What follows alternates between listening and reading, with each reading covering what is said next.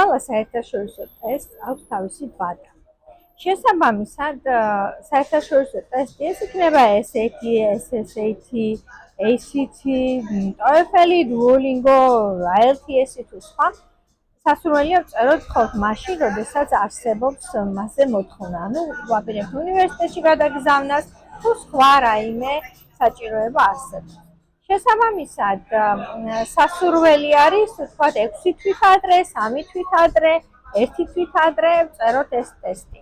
რაც უნდა ძლიერი ვიყოთ ინგლისურში, მათემატიკაში თუ სხვა ენებში, ყოველთვის შეგვიძლია ჩვენივე თულა გავაუმჯობესოთ. ამიტომაც ბოლოს თუ წერთ, რა თქმა უნდა, თუ ისეთ სტრესული გარემო არ გვექნება, ბოლო პერიოდში უკეთესი შედეგი გვექნება და ამ შედეგს გაინახავს შემფასებელი. წარმატებებს გისურვებთ, მე ვარ ნათია ვსაუბრობ განათლებას, გავუძიართ ეს ვიდეო სხვებსაც.